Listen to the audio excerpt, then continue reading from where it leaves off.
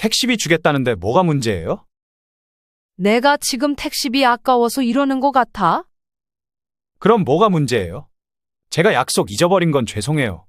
근데 바쁘게 살다 보면 약속 잊어버릴 수도 있죠.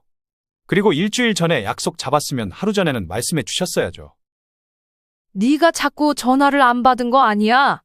어젯밤에도 오늘 오전에도 전화했어.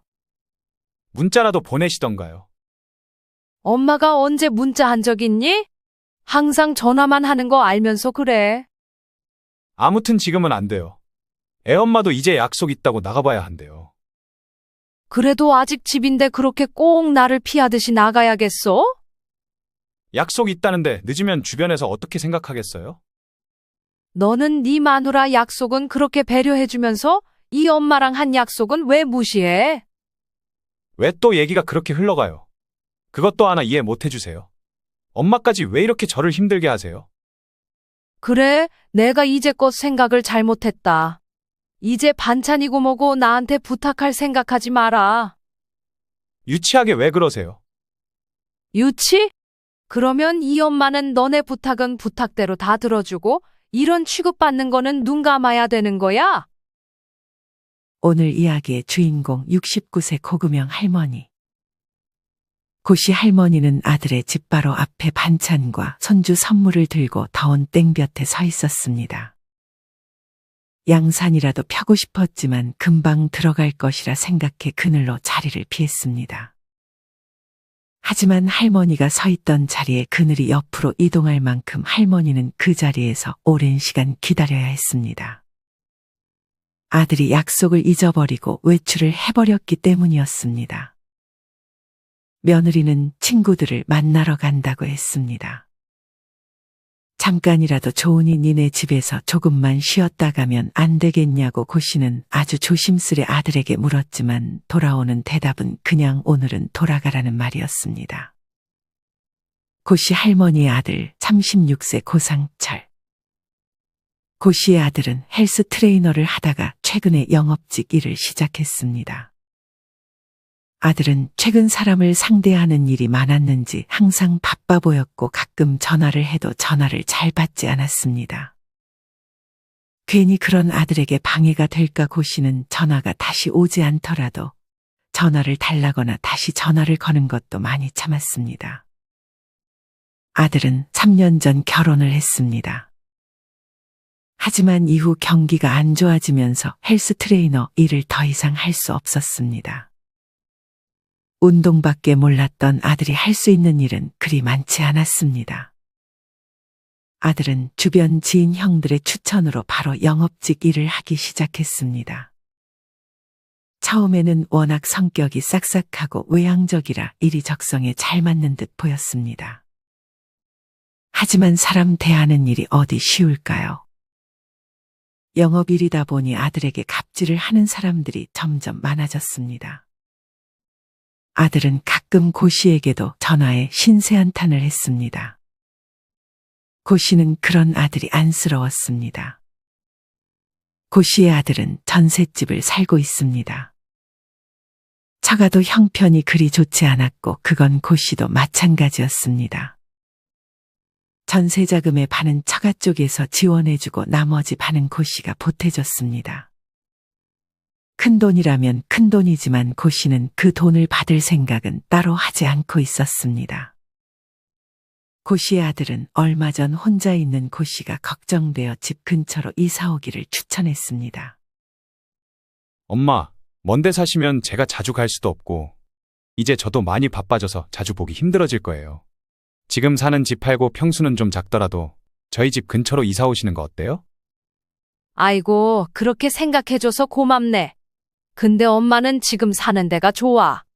여기 친한 사람들도 있고 공원도 있고. 나중에 한번 생각은 해보마. 네. 언제든 마음 바뀌시면 이사 오세요. 저희는 언제나 환영이에요. 아, 저번에 보내준 반찬들은 잘 먹었어? 엄마 반찬은 언제 먹어도 맛있죠. 지연이도 정말 잘 먹어요. 아이고, 다행이네. 다음 주에 또 해다 줄게. 이번엔 오랜만에 너네도 볼 겸 반찬 직접 가져다 줄까? 아니에요. 아마 제가 또 바쁠 것 같아요. 나중에 조금 여유로워지면 그때 한번 오세요. 그땐 저희가 요리도 해서 대접할게요. 아이고, 알았다. 말만이라도 고맙네. 고씨는 고생하는 아들에게 무언가를 해줄 수 있다는 것에 만족했습니다. 오늘은 어디 나가세요? 고씨가 사는 아파트 관리인이 고씨에게 안부를 묻습니다. 네, 지인들 만나려고요. 오늘은 기분도 좋고 날씨도 참 좋네요. 이곳에서 오래 일한 관리인에게도 고씨는 가끔 반찬을 가져다 줄 정도로 친했습니다. 저번에 주신 감자볶음이랑 멸치볶음 정말 잘 먹었습니다. 어쩜 그렇게 음식을 맛있게 만드세요? 매번 주시는 거 받아먹기만 해서 죄송하네요. 그러면서 관리인은 비타민 음료 하나를 고씨에게 건넸습니다. 제가 손이 좀 커요. 저희 아들 거 만들면서 같이 싸드리는 거라 부담은 갖지 마세요. 아드님이 참 복받았네요. 이제껏 이렇게 음식 솜씨가 좋은 어머니의 밥을 먹으며 자랐을 거잖아요. 고씨는 관리인의 칭찬에 쑥스러우면서도 기분이 좋았습니다. 고씨는 곧장 지인 동생이 있는 카페로 향했습니다. 대화 주제는 거의 자식들과 며느리, 사위, 손주에 대한 얘기들이었습니다. 언니, 아들 집 근처로 이사 안 간 건 진짜 잘했네. 요즘 애들 때문에 부딪히기만 하면 부모들만 상처받잖아. 안 그래도 그것 때문에 고민이 많아. 아들 며느리 둘 다 맞벌이 하니까 밥은 잘 챙겨 먹나 청소는 잘하고 사나 궁금하고 뭐든 도움 주고 싶은 마음이 아직 많아. 내가 공부를 좀 잘 시켜줬으면 지금쯤 좋은 회사에 들어가서 안정적으로 살았을까 싶기도 하고. 언니만큼 했으면 충분히 잘한 거지. 근데 요즘 부모들은 결혼한 자식들 집에 잘 안 가나. 결혼하고 나서 한 번도 집에 초대를 안 해. 요즘은 다 그런 거 같아. 특히 시어머니는 더더욱 못 가지. 나는 아들 결혼하고 지금 7년 됐는데도 한 번도 안 갔어. 내가 가겠다고 안 하니까 오라는 소리 아예 안 해. 그러면서 내 집은 어찌나 연락도 없이 잘 찾아오는지. 그렇게 밥도 고생고생해서 차려주면 고생했다 인사도 안 해준다니까? 이젠 오지 말라 해도 맘대로 쳐들어오고. 부모는 아주 의리야, 을. 자식들이 집에 자주 오면 좋은 거 아니야? 자기들은 아무 때나 오면서 자기들 집에 한 번이라도 가려면 무슨 바이러스 취급하면서 못 들어오게 하니까 그게 괘씸한 거지. 고씨는 그런 지인 동생의 말이 내심 자기와 비슷한 것 같다고 생각했습니다. 하지만 고씨는 자식이 집에 찾아올 때는 여전히 좋았습니다. 고생해서 밥을 차려주고 고맙다는 말도 못 들어도 그냥 자식을 볼 수 있다는 것이 좋았습니다.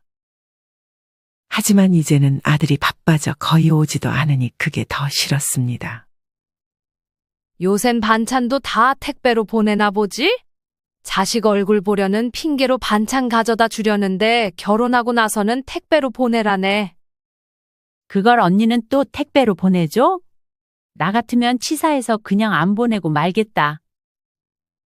지인 동생의 말대로 고씨도 가끔은 서운한 마음이 들었지만 자식이 맛있게 반찬을 먹는다는 것 자체로 위안을 삼고 있었습니다. 그렇게 며칠이 흘렀습니다. 어느 순간부터 고씨는 둘째 주 월요일과 넷째 주 월요일만 되면 반찬을 보내주는 게 습관이 되었습니다. 아들은 반찬을 잘 받았다고 문자만 하나 남겨주곤 했습니다. 어느 날은 반찬을 보낸 다음 날 아들에게서 전화가 왔습니다. 엄마, 반찬 잘 먹을게요. 근데 이제 더 이상 안 보내주셔도 될 것 같아요. 똑같은 반찬만 보내기 뭐해서 이번에 새로운 반찬을 보냈는데 그게 입에 안 맞았나 싶어 고씨는 아들에게 물었습니다. 반찬이 입에 안 맞았니? 그게 아니라 아들은 망설이더니 말을 이어가기 시작했습니다. 장모님도 올해부터 반찬을 가져다 주시는데 다 먹기가 조금 힘들어서요. 그래? 그러면 이제 한 달에 한 번씩만 해다 줄까? 괜찮아요. 장모님이 해주시는 것도 많아요. 손이 어찌나 크시던지. 너 엄마가 해준 반찬 좋아하잖아. 사돈 내가 해준 게 더 입에 맞아? 사실 엄마가 해준 것보단 맛이 없어요. 장모님은 반찬을 아주 싱겁게 하더라고요. 근데 뭐 가져오지 말아달라고 할 순 없잖아요. 사돈은 원래 배달 음식만 시켜 먹는다고 하지 않았니? 네, 맞아요. 근데 올해부터 취미로 요리를 시작했다 하시더라고요. 요리를 하는데 먹어줄 사람이 없으니 저희라도 먹어드려야죠. 고 씨는 내심 서운했습니다. 아니 누구라도 서운할 수밖에 없는 상황이었습니다. 굴러온 돌이 박힌 돌을 빼는 느낌이었습니다. 지연이는 뭐래? 지연이도 엄마가 음식 그만 가져다 줬으면 좋겠대? 지연이도 엄마가 해준 반찬 잘 먹긴 하는데 건강을 생각해서 싱겁게 먹는 게 더 좋을 것 같다면서 그냥 장모님이 해주는 것만 받자고 하더라고요. 며느리가 짠 거 싫어하면 이제는 음식을 좀 싱겁게 만들어 보내줄까? 아니에요, 괜찮아요. 여기서 고 씨는 더 이상 고집을 부릴 수 없었습니다. 그러면 엄마가 뭐 따로 해줄 건 없니? 네, 지금은 없어요. 나중에 필요하면 말씀드릴게요. 가뜩이나 자식 얼굴도 못 보고 그나마 반찬해주는 것이 낙이었는데 이마저도 못하게 되니 고 씨는 씁쓸했습니다. 하지만 오랜 시간이 지나지 않아 아들은 다시 고 씨에게 반찬을 해달라 부탁을 하기 시작했습니다. 영문을 물었더니 장모님이 음식을 만드는 것에 질려 더 이상 반찬을 가져다 주지 않는다는 것이 이유였습니다. 요새 물가도 너무 오르고 해먹기에는 시간도 없고 엄마 반찬이 그립기도 해서요. 전처럼 다시 택배로 보내주실 수 있어요? 아이고, 그래. 아들이 먹고 싶다는데 해줘야지. 고마워요. 요새 엄마 반찬을 안 먹어서 그런지 힘이 안 났어요. 입에 발린 말일지라도 고 씨는 그런 아들의 말에 기분이 좋았습니다. 하지만 아들은 고 씨와 사돈 중에 사돈의 의견이 더 중요한 것처럼 보였습니다. 예전에 상견례 날짜를 잡을 때도 전셋집의 위치를 정할 때도 항상 아들은 사돈과만 상의했습니다. 좋은 게 좋은 거라 생각하고 원래 남의 의견을 잘 따라주는 고 씨였지만 조금씩 서운해지기 시작했습니다. 고 씨는 내심 사돈이 전세금을 조금 더 많이 보태줘서 그런 건지 하는 생각을 지울 수 없었습니다.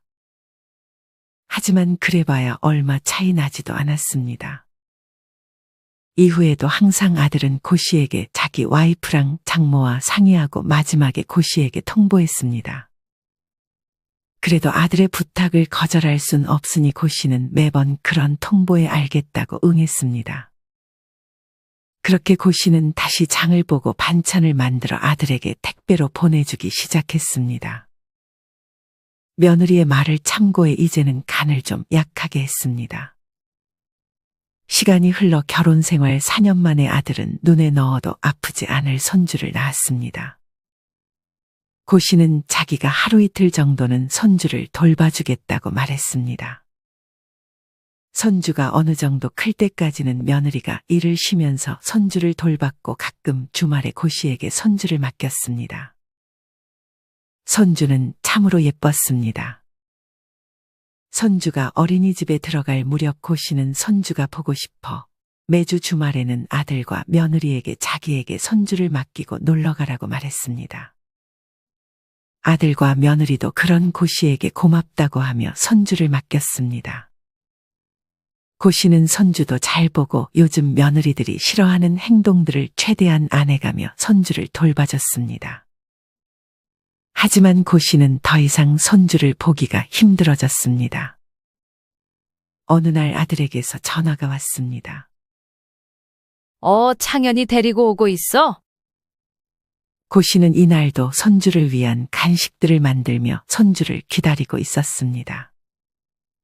아, 엄마, 이제 창현이 안 돌봐주셔도 될 것 같아요. 아니, 왜? 너네 오늘 놀러 간다고 하지 않았어?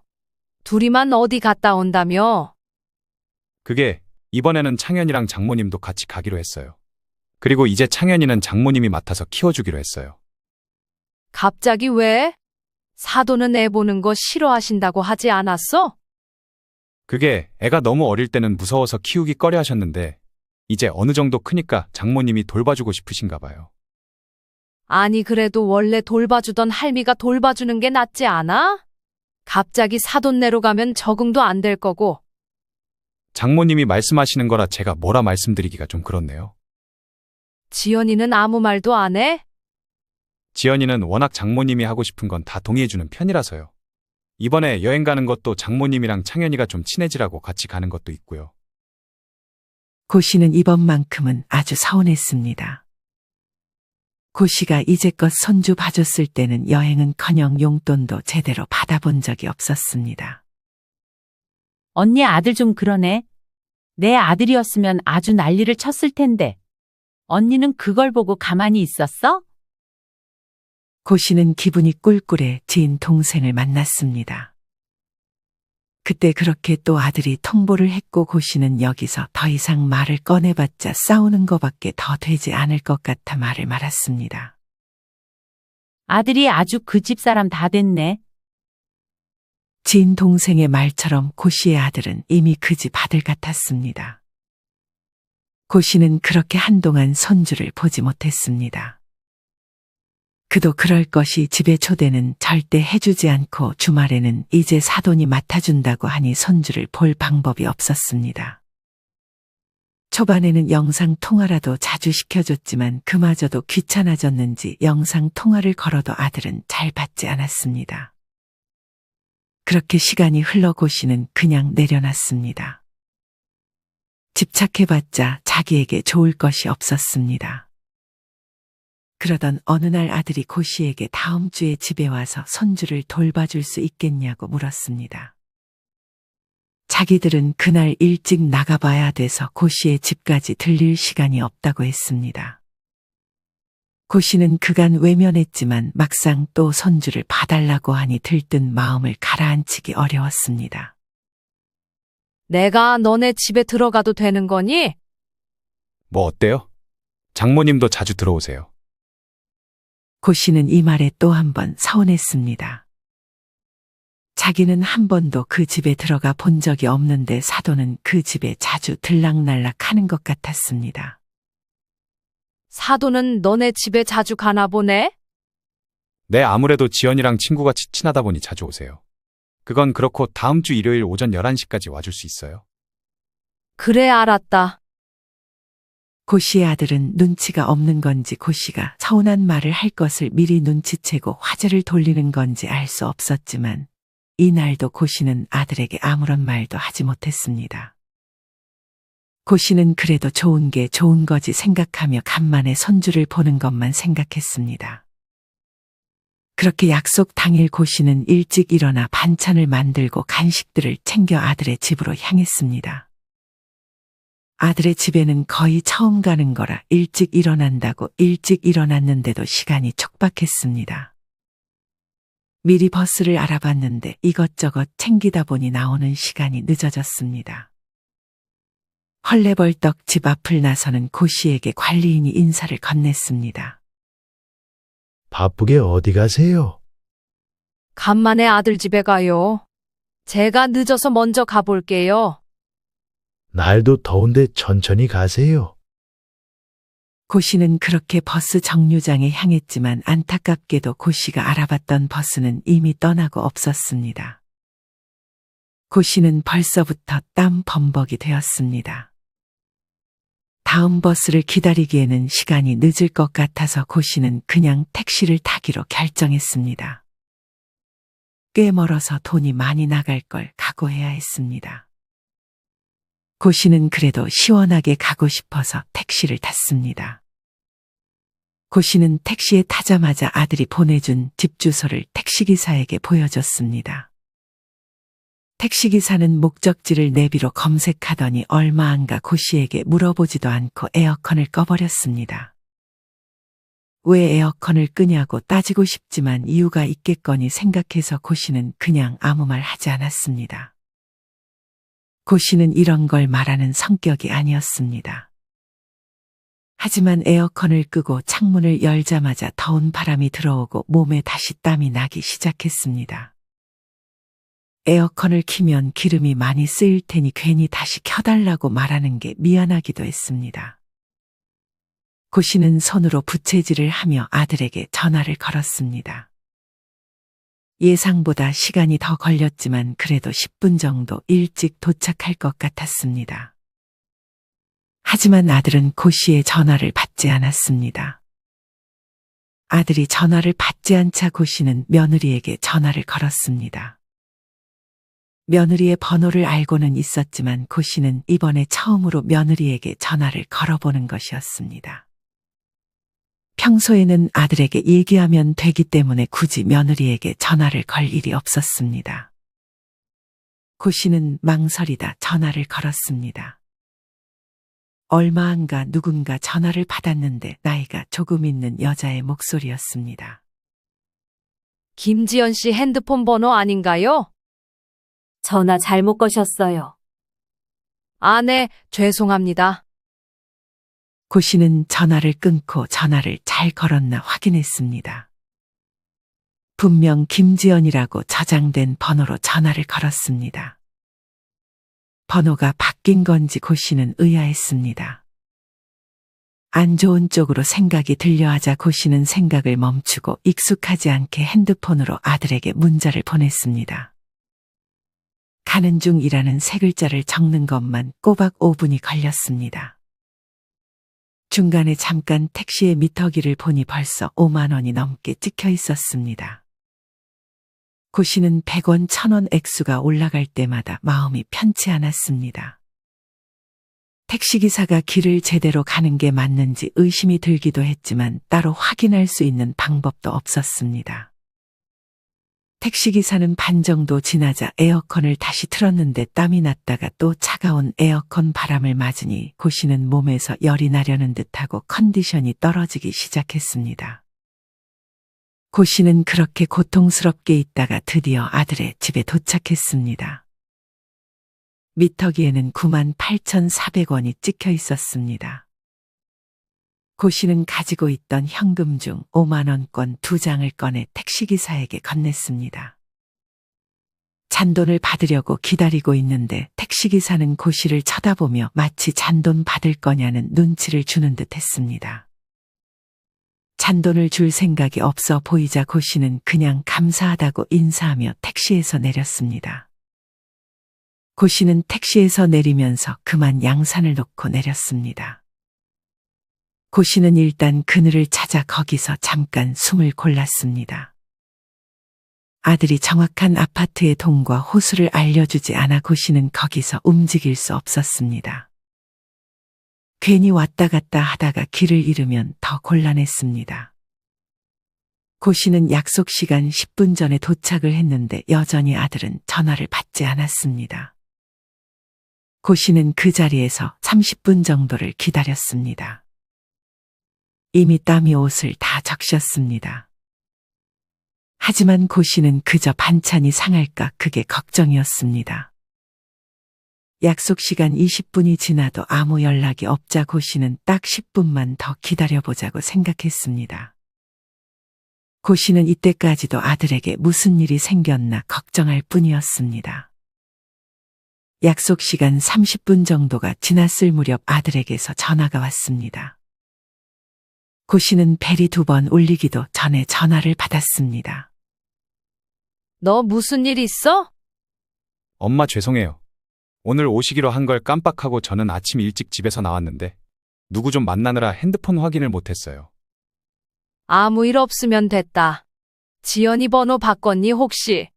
전화했는데 웬 아줌마가 바뀔래? 최근에 번호 바꾸고 필요 없는 연락처는 다 지웠을 거예요. 며느리의 연락처 정리 대상에는 고 씨도 있었던 것 같았습니다. 어차피 전화할 일도 없었기에 고 씨는 서운해하지 않으려 했습니다. 지연이는 집에 있니? 제가 지연이한테 전화해보고 다시 연락드릴게요. 고 씨는 그렇게 몇 분을 더 밖에 서 있었습니다. 서서히 고 씨가 서 있는 쪽에 그늘이 이동하는 게 느껴질 정도로 시간이 흘렀습니다. 땀을 뻘뻘 흘리며 기다리던 중 다시 아들에게 전화가 왔습니다. 지금 집에 있대니? 어쩌죠? 지연이 좀 전에 나가서 창현이 장모님 댁에 맡기고 지금 집에 가는 중이라고 하네요. 지연이한테 오늘 나온다고 말 안 한 거야? 사도는 오늘 시간 안 되는 거 아니었어? 말은 했는데 지연이도 깜빡한 모양이에요. 장모님은 일 있다고 하시더니 갑자기 일정이 취소됐나 봐요. 그럼 세아가 올 때까지 기다리면 되겠네. 창현이도 이미 장모님 댁에 가 있고 지연이도 바로 약속 나가야 돼서 그냥 오늘은 돌아가시는 게 어때요? 뭐? 그럼 반찬은 어쩌고? 그거 그냥 돌아가셨다가 택배로 보내주신 건 어때요? 아무리 그래도 먼 곳에서 온 이 엄마를 어떻게 집에서 잠깐이라도 쉬고 가라는 말도 없이 이렇게 보내? 이건 아니지 않아? 난 괜히 약속 시간에 늦을까봐 택시 타고 왔어. 택시비 10만 원 나왔다. 고 씨는 처음으로 아들에게 속에 있던 얘기를 했습니다. 택시비 10만 원이 아깝다는 말을 하려는 게 아니라 그만큼 먼 길 고생해서 왔으니 알아달라고 한 말이었습니다. 그럼 어떻게 해요? 저는 나와 있고 지연이도 이제 바로 나가봐야 되는데. 니네 장모는 집에 자주 왔다 갔다 한다며? 나는 이렇게 고생해서 왔는데 집에서 잠깐 쉬다가 가는 것도 안 되는 거야? 택시 타고 오셨으면 편하게 오셨겠네요. 아무리 그래도 이건 경우가 아니지. 택시비 드리겠다는데 뭐가 문제예요? 내가 지금 택시비 아까워서 이러는 것 같아? 그럼 뭐가 문제예요? 제가 약속 잊어버린 건 죄송해요. 근데 바쁘게 살다 보면 약속 잊어버릴 수도 있죠. 그리고 일주일 전에 약속 잡았으면 하루 전에는 말씀해 주셨어야죠. 네가 자꾸 전화를 안 받은 거 아니야? 어젯밤에도 오늘 오전에도 전화했어. 전날에 문자라도 보내시던가요. 엄마가 언제 문자 한 적 있니? 항상 전화만 하는 거 알면서 그래? 그리고 이제 집에 오고 있다며? 그렇게 꼭 나를 피하듯이 금방 다시 나가야겠어? 지연이도 약속 있다는데 늦으면 주변에서 어떻게 생각하겠어요? 너는 네 마누라 약속은 그렇게 배려해주면서 이 엄마랑 한 약속은 왜 무시해? 왜 또 얘기가 그렇게 흘러가요? 그것도 하나 이해 못 해주세요. 엄마까지 왜 이렇게 저를 힘들게 하세요? 그래, 내가 이제껏 생각을 잘못했다. 이제 반찬이고 손주고 나한테 뭐 부탁할 생각하지 마라. 유치하게 왜 그러세요? 유치? 그러면 이 엄마는 너네 부탁은 부탁대로 다 들어주고 이런 취급받는 거는 눈 감아야 되는 거야? 막말로 네가 이 엄마 입장에서 생각해봐. 이 더운 날 약속도 미리 잡고 먼 곳에서 왔잖아. 약속도 니네가 어겨놓고 30분이나 기다렸는데 다시 돌아가라고 하면 기분이 어떨 것 같아? 그건 제가 할 말이 없어요. 근데 지금은 딱히 방법이 없잖아요. 그리고 오래 기다리신 것도 아니잖아요. 30분 기다리신 게 뭐가 그렇게 힘들다고 그러세요? 1시간 넘게 기다린 것도 아니고. 정 더우면 근처 카페에서 쉬다가 가셔도 되고요. 끝까지 아들은 집에서 편하게 쉬다가 가라는 말은 하지 않았습니다. 집에 들어가면 뭐 집을 뒤지기라도 할까봐 안 드리는 거냐고 물어보고 싶었지만 더 이상의 말은 아꼈습니다. 고 씨는 일단 근처 카페에 들어갔습니다. 카페에 들어가니 살 것 같았습니다. 고 씨는 즐겨 마시는 아이스라떼 하나를 시키고 그간 있었던 일들을 하나하나 곱씹어 보기 시작했습니다. 지금껏 자신이 아들과 며느리에게 어떤 취급을 받고 있었는지 알게 되자 서운함이 한가득 올라오기 시작했습니다. 그리고 자신이 지금껏 바보같이 뭐하고 살았나 싶었습니다. 고 씨는 그저 아들이 행복하기를 바라는 마음으로 이제껏 그런 아들의 부탁을 기쁘게 들어줬습니다. 고 씨는 아들에게 필요한 사람이고 싶었습니다. 이용해도 좋으니 그저 아들의 마음이 평안해지기를 바랬습니다. 하지만 아들은 그런 고 씨의 노력을 잘 몰라주는 듯했습니다.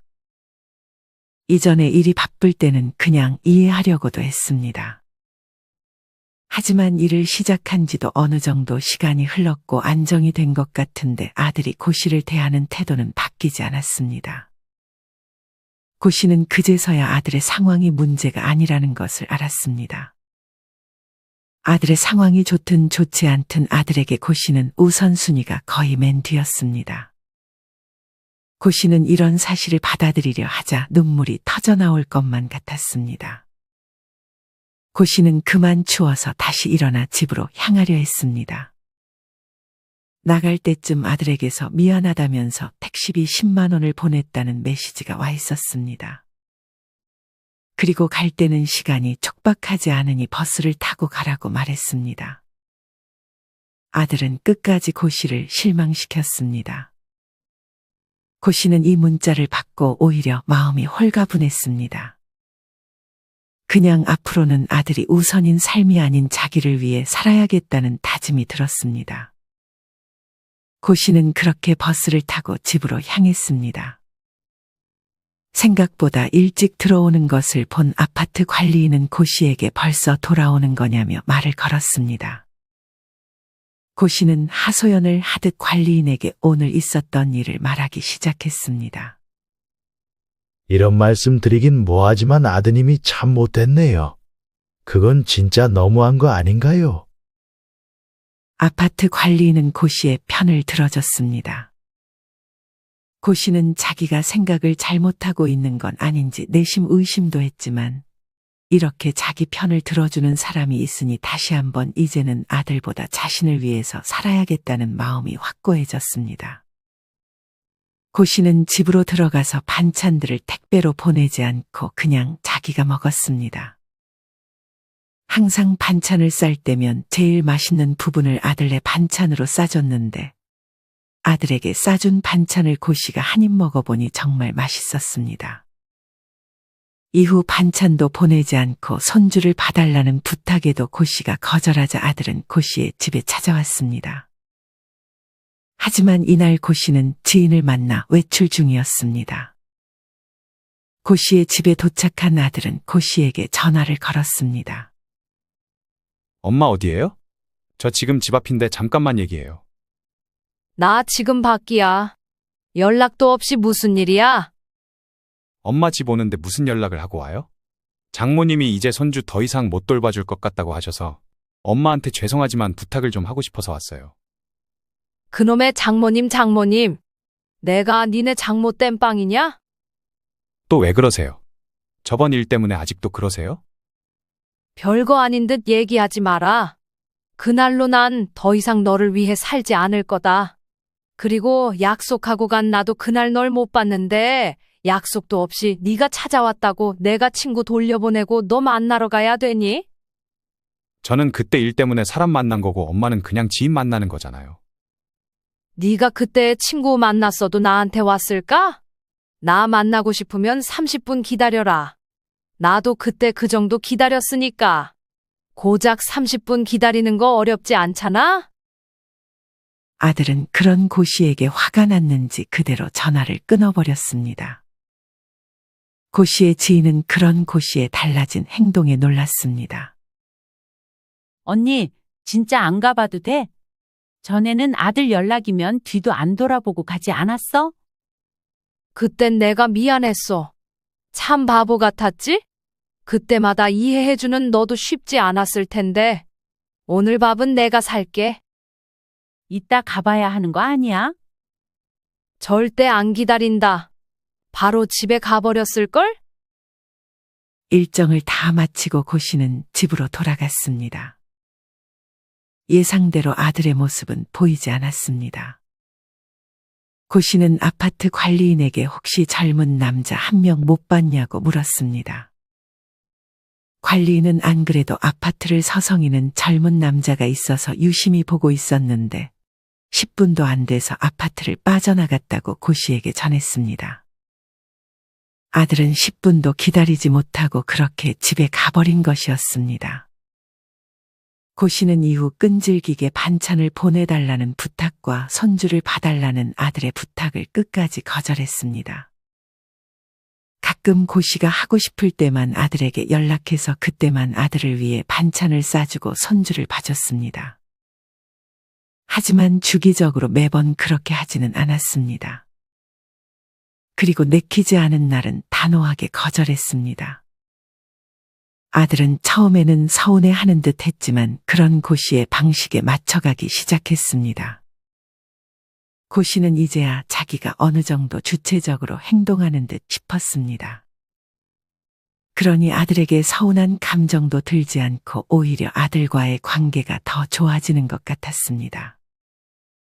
아들은 예전에 고 씨가 거절했던 것들을 금세 잊었는지 자기의 부탁을 들어줄 때마다 이제는 감사하다는 얘기를 자주 꺼냈습니다. 고 씨는 오늘 지인 동생과 함께 아들이 보내주는 여행을 갈 채비를 하고 있습니다. 여러분은 고 씨의 이야기를 어떻게 들으셨나요? 고 씨는 처음에는 아들과의 관계에서 주도권을 아예 잃은 모습을 보였습니다. 무슨 모자지간에 주도권 타령을 하냐고 생각하는 분들이 계실지 모르겠습니다. 하지만 이는 매우 중요한 부분일 수 있습니다.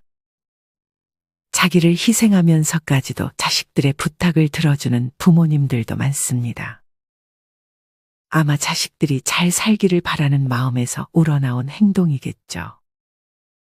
하지만 오히려 이렇게 자식들을 위해 자신을 희생하면 서운한 마음이 커져갈 수 있습니다.